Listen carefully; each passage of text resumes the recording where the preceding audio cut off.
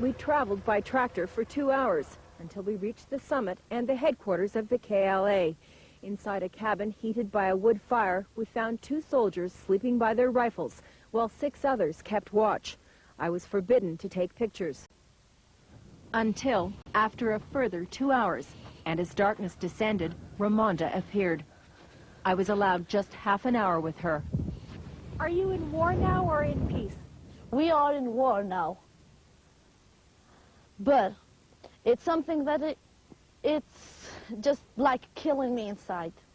Because we are in war now.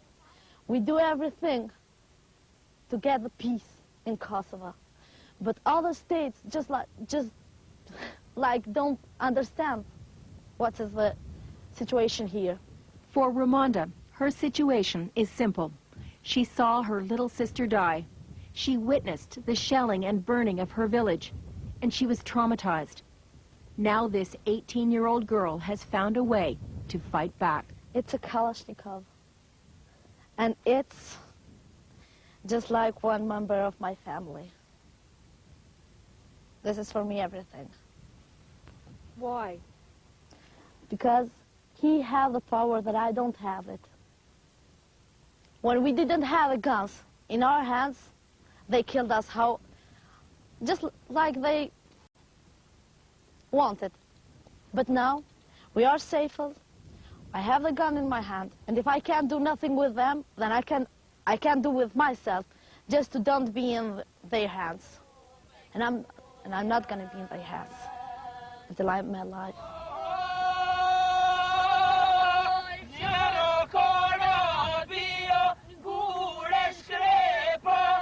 As we descended the mountain, our tractor broke down. The team and his nurses, well used to adversity, passed the time singing patriotic songs until another tractor came to our rescue. While some have chosen to stay and fight, others have been forced to leave Kosovo.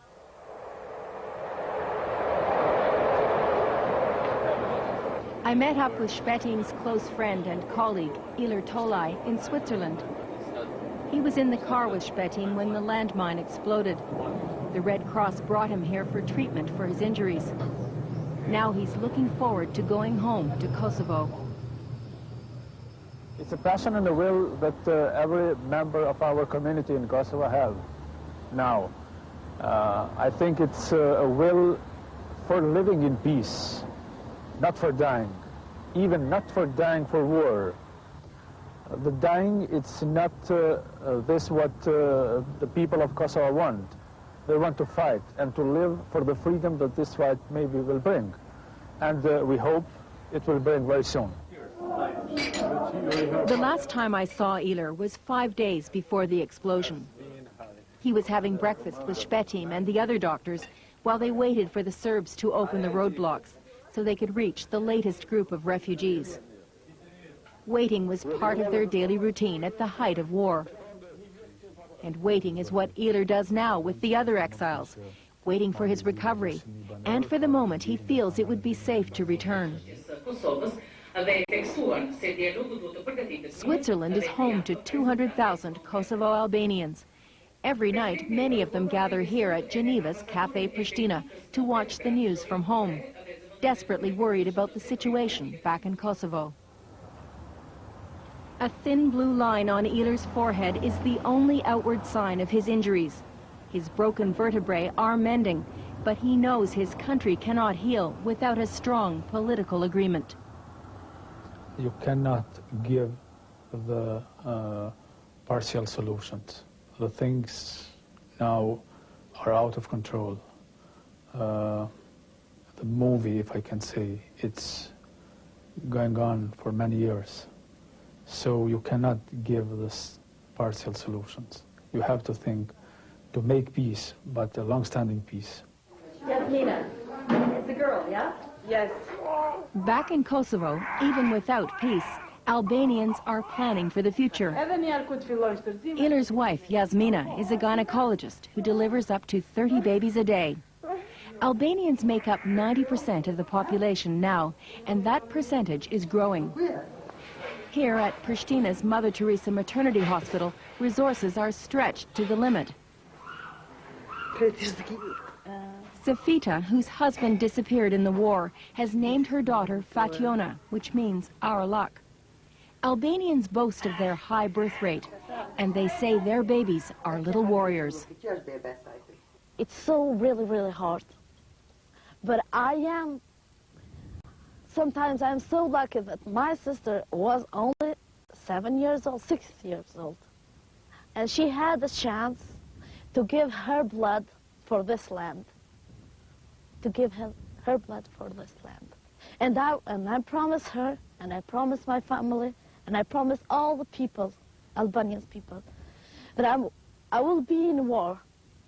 I will do everything until I die.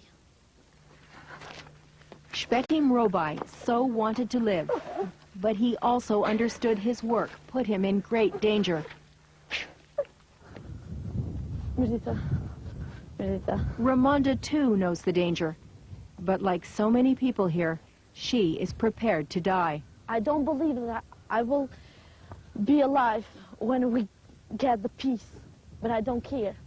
And if I die, I will breathe the breath of freedom, even in this land.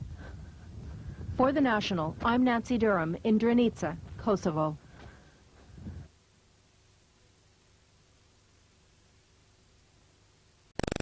The Magazine with Brian Stewart. Good evening. First tonight, an uncomfortable story about an important war report gone wrong. Stories about war too often do.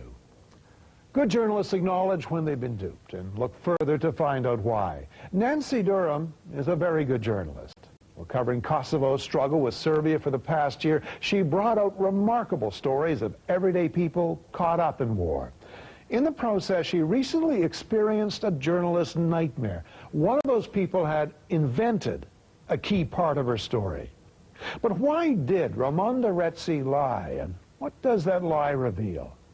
Nancy set out to confront this teenage soldier to see if the truth about Ramonda, and perhaps Kosovo itself, can ever be found.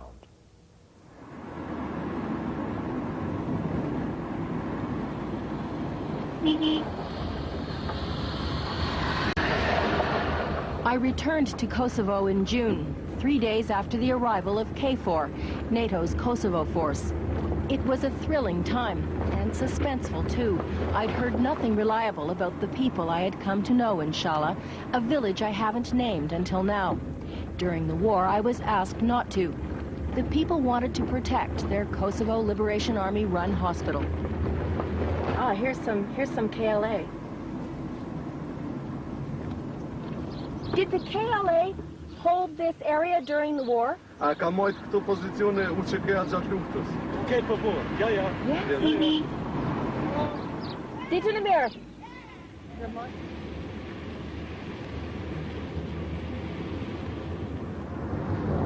I have returned to Shala not only to find out who survived and to see how they managed to, but to try to find out more about one person in particular. During the war, it was impossible to move freely, therefore difficult to get the answers to all my questions. I'm looking for Ramonda Retzi. I met her for the first time a year ago in Shala's KLA hospital. I was told she was being treated for trauma, having witnessed the killing of her sister, apparently by Serbs in an attack on her village. And she's anemic as well. And maybe I will be a part of the Kosovo Liberation Army, because that's the only way for us, except if the world help us. The next time I saw Ramonda, last December, it was at the KLA's mountain headquarters in Drenica. She was dressed for her new part and vowing to die for Kosovo's independence. It's a Kalashnikov, and it's just like one member of my family. This is for me everything. Ramonda's story was riveting. Everyone could understand her wish to avenge her sister's killing. I asked her about my visiting Cendresa's grave. Even I don't know what it is. What does it mean to you that she died? It's hard. It's too hard. Really, really hard.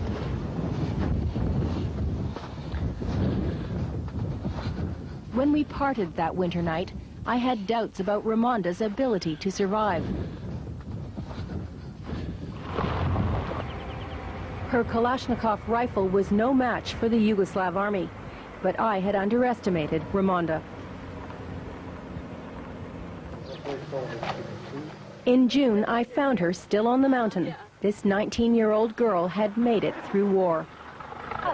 Yes. She was staying at the KLA's logistics house and still a soldier, but on her day off. And for the first time, she had time.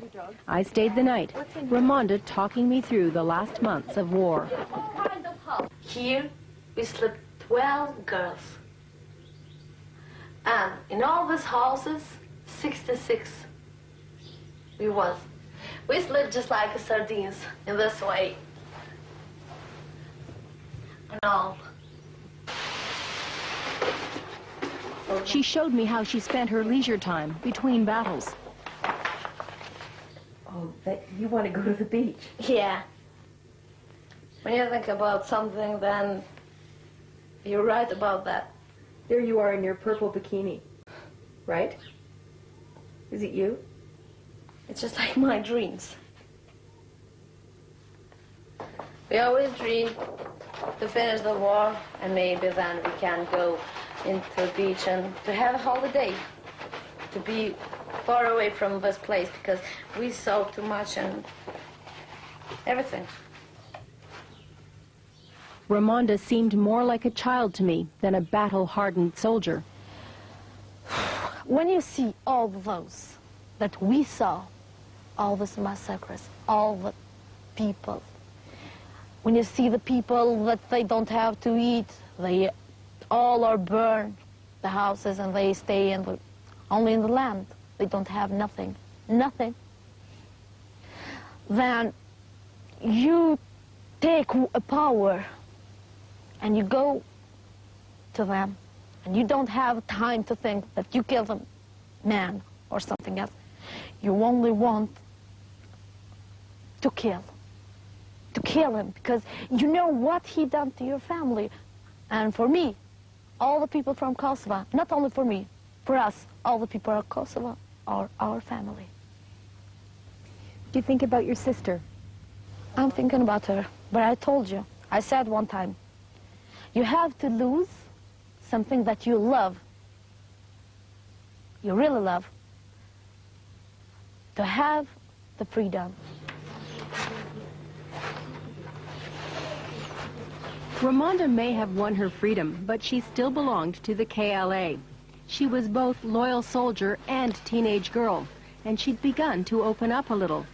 Ramonda admitted she hid things from me, that in fact she already was a member of the KLA when we first met.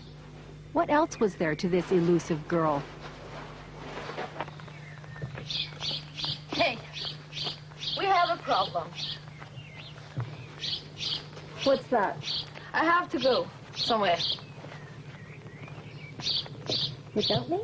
Without you. Why? Because the rules are the rules.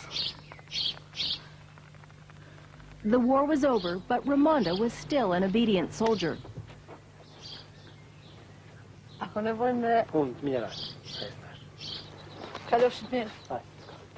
Last December, I had wanted to go to Ramonda's village to gather all the details I could to try to understand a young girl who'd lost her innocence so tragically. But Ramonda asked me not to go there. She said she was afraid it could endanger her family if I went to them. It seemed a reasonable request. It was a very tense time. But in June, with the retreat of the Yugoslav army, it was at last safe for me to visit her home in Skenderaj.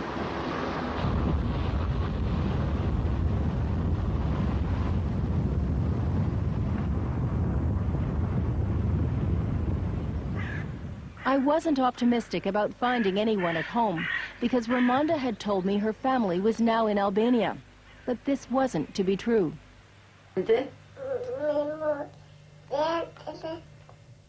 I found Ramonda's mother, Baria, at home along with two other daughters, 2-year-old Ilirida and, to my astonishment, Ramonda's 9-year-old sister, Chandresa, the sister who was supposed to be dead. I was shocked, but Ramonda's mother offered a novel explanation. There was a murdered sister, she said, but Ramonda got her name wrong. It was Defina who died.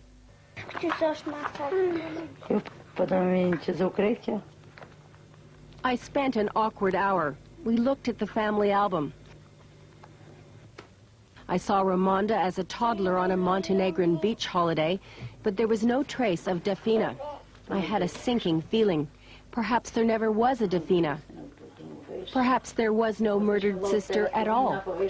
Had I been used for the cause?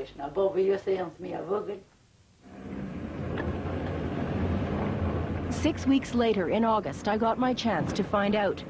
I returned to Kosovo to confront Ramonda. I found her still near Shala, but at another KLA base. I lied this time. To me? Yeah, I lied to you. Ramonda admits she lied about Chandresa, but claims it didn't start out as a lie. She says she was misinformed. In the beginning, it was a mistake because I spoke when I was not sure. I believed that my sister, she's been killed when I was not sure. But I believed in that because I knew that we are in war, and in war happen everything. When you want to see, so why didn't Ramonda put the record straight on my subsequent visits? I think about that, and I said to myself, why I have to tell her that my sister is alive, when there are so many girls and mothers who lost the children, who lost the sisters, who lost the family, and they don't have a chance to give the interview.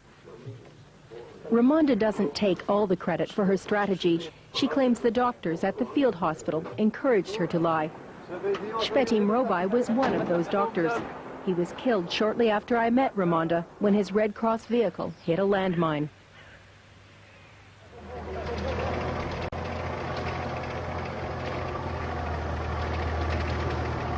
But Fatim Salimi, the KLA doctor who treated Ramonda in September and then took me up the mountain to find her in winter, did survive the war.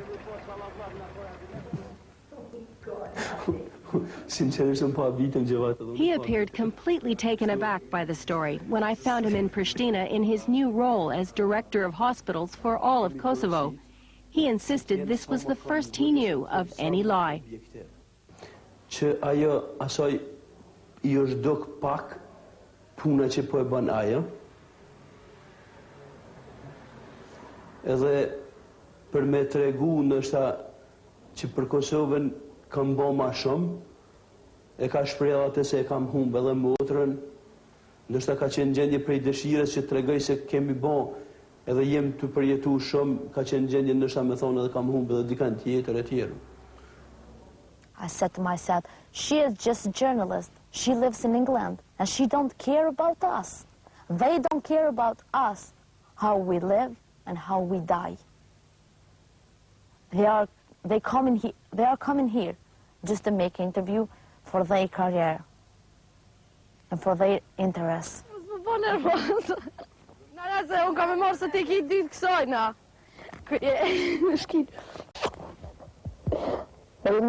In August, Ramonda returned to Skenderai with me to see her family. Chandresa, now with her hair cut short, oblivious to the story about her death, but fascinated with the photos of her soldier sister. Pictures from our encounter last winter on the mountain. And pictures from long ago. I just wished to be again a little girl. I wanted to be a happy child. Happy kid, like I was.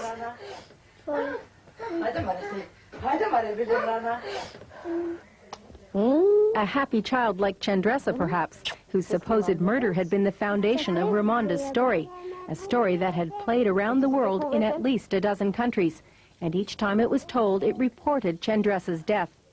I wondered how Ramonda's father, Aslan Retzi, feels about his daughter being used in propaganda. Nuk kena mënu me bo kërfar propagande, me gjithë që në gjdo mënyrë kundër serbëve të dashur me luftu. Në gjdo mënyrë, edhe me propagandë atil. Mirë po, kjo nuk ka qenë vetëm rastisht se nuk ka qenë kërfar propagande Qëllëmshme. I'm glad that it was effective in one condition. If this was not my story, this story belonged to someone else here. The same story belonged to someone else here. I have reflected on the 5 days I spent with Shpetim Robai in September 1998, the week before he died, the week I first met Ramonda. Could he have played a part in this, like Ramonda claims? One afternoon, he and I stood here, just a few meters from where he'd soon be buried. We watched villages burn in the distance. Kosovo was on fire, but the story dominating the news was the Clinton-Lewinsky affair. To many Kosovar Albanians, it seemed the outside world had forgotten them. Ilir Tolai thought it had. He was Shpetim's close friend and colleague. 1 year ago, he appealed to the West to intervene. He's never met Ramonda, except on videotape, but he admits he's impressed with her performance. So if this lie, I don't know if it's small or big, maybe from my point it's small, from the point of the journalist it's very big and unacceptable, but if this small lie, from my point of view, made some kind of impact on accelerating what West country did in Kosovo, then it's worth. The fact is that Ramonda didn't need a story about a dead sister to explain her motivation. She was born here in Drenica, in the very place where 18 years later the war would begin. The first fires of Kosovo's war were set here in Prekaz, just a short walk from Ramonda's home. In March 1998, Serb forces launched an attack against what they called Albanian terrorists. It was the assault which alerted the world to the Kosovo conflict. Children were among the 53 members of the Ashari clan who died.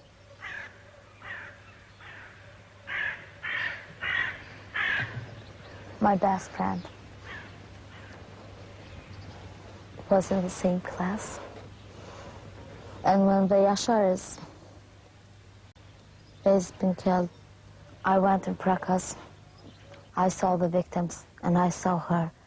And when I saw her, then I said to myself, no, it's the moment I'm going to take the gun, and I'm going to become a member of KLA. I have a really, really horrible question to ask you now. What? How do I know that story's true? Oh, you will find it. It's easy. Of course, finding the truth here is not at all easy. I chose to cover the war in Kosovo by following the people I had come to know through Shpetim Robai. It's hard for me to believe he played any witting part in perpetrating Ramonda's lie. In fact, he often corrected fellow Kosovars when they told exaggerated stories of suffering. He helped me to get started on telling the story of war through the eyes of ordinary people. It was partly because of his death that I wanted to return to those he'd introduced me to, and it's by returning repeatedly to Kosovo that I uncovered Ramonda's lie. But hers is just one. How many other lies will remain buried? For the magazine, I'm Nancy Durham in Prekaz, Kosovo.